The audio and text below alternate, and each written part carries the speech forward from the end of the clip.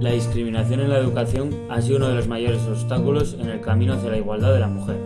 Analizando las generaciones consecutivas, desde el siglo XX al momento actual, se puede ver una tendencia clara hacia la inclusión de la mujer en la educación. Pero hay que acudir al inicio cuando las mujeres, de principios del siglo XX, apenas tenían asegurada su educación primaria. Exacto, la realidad del primer cuarto de siglo en España era pésima en el ámbito educativo. Aquí vemos un gráfico que muestra el porcentaje de analfabetos en el país y en el año 1900 rondaba el 60%. Además, según la zona del país en cuestión, la realidad era muy distinta. Por ejemplo, la situación en el País Vasco era notablemente mejor que en el resto de España. El analfabetismo para la década de 1920 ya estaba por debajo del 20% y la población analfabeta, salvo contadas excepciones, era rural y de edad avanzada. Personalmente, mis bisabuelos maternos, que vivían en la cuenca de la Ría de Bilbao, lograron cursar la educación secundaria de la época. Por desgracia, mis bisabuelas tuvieron que conformarse con estudios primarios. El caso de mis bisabuelos y bisabuelas es algo distinto. Vivían en pueblos de La Rioja, donde el acceso a la educación estaba restringido y donde la preparación iba encaminada a preparar a la juventud a desempeñarse en el campo. Mi caso se asemeja mucho al tuyo. Mi familia procede de pueblos agrarios de Extremadura, por lo que el acceso y la calidad de la educación era mínimo. Es importante recordar que la educación primaria y secundaria que recibía una mujer divergía mucho de aquella preparada para los hombres. ¿En qué sentido? Pues durante el franquismo, a partir de 1936, la educación para las mujeres era asemejada al modelo de mujer de la sección femenina de la Falange. Este modelo pretendía que las mujeres trabajasen en casa en labores domésticas y de crianza de hijos. En esta imagen se puede ver claramente la segregación que se producía, es decir, que las chicas y los chicos no compartían aula. Por otro lado, la educación estaba en manos de la Iglesia Católica, que mantenía un control férreo en lo relativo a asignaturas y temario. En la mayoría de casos, los profesores debían ser del mismo sexo que sus alumnos, por lo que curas y monjas impartían sus lecciones a chicos y chicas separadamente. La excepción podrían ser los colegios de pequeños pueblos, en los que por falta de recursos las clases podrían ser mixtas. Además, en ocasiones, hasta superar la infancia y dejar de ser considerados párvulos, las clases también eran mixtas. ¿Hasta qué época duró la segregación por sexos en la educación? Cuando muere Franco desaparece la segregación en la educación pública. En colegios privados empieza a dejar de disgregarse a principios de los 80, empezando por cursos infantiles. A medida que vayan subiendo de cursos, la segregación será historia, hasta el día de hoy en el que solo segregan colegios vinculados al Opus Dei. Por ejemplo, mis padres asistieron a institutos religiosos separados por sexo. Las diferencias educativas entre hombres y mujeres también existían en la educación superior.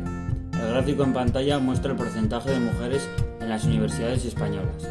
Aunque no aparezcan datos anteriores a 1960, se puede decir que el número de mujeres en universidades españolas era residual.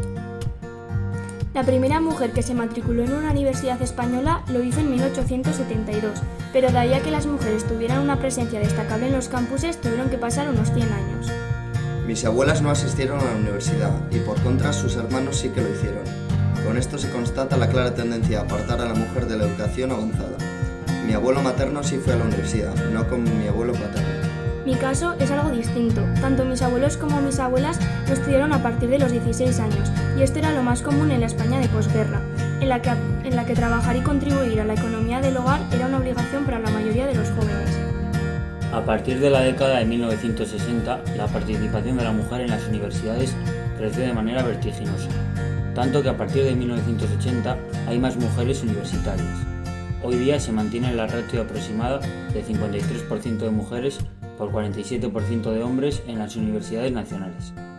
Hoy en día persiste una tendencia que viene de largo. Estoy hablando de las llamadas carreras femeninas y masculinas. En la imagen se ve que las carreras científico-técnicas solo cuentan con un 25% de mujeres en la actualidad. Mientras tanto, las disciplinas artísticas y de humanidades son cursadas por un porcentaje destacablemente mayor de mujeres que de hombres. Mi madre estudió psicología, una carrera con muchas más mujeres, y mi padre ingeniería, una carrera con muchos más hombres. ¿Es vuestro caso parecido?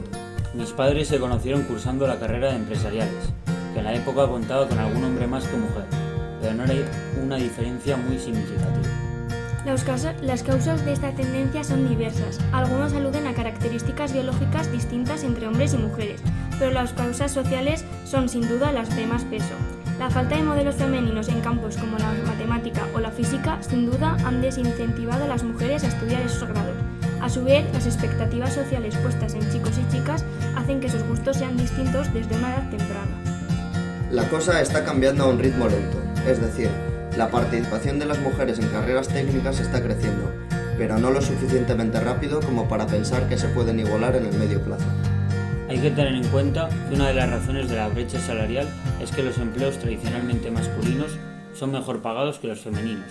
A menudo, para acceder a estos puestos, la carrera estudiada es clave. Por todo lo dicho, queda claro que se ha producido una transición de una educación precaria y masculina como la de principios del siglo XX a la más igualitaria actual. Aún así, quedan aspectos de mejora, como valorar más las carreras artísticas y humanitarias y fomentar la inclusión de mujeres en grados científicos, que ayudarán a crear futuros modelos de mujeres distintos a los tradicionales.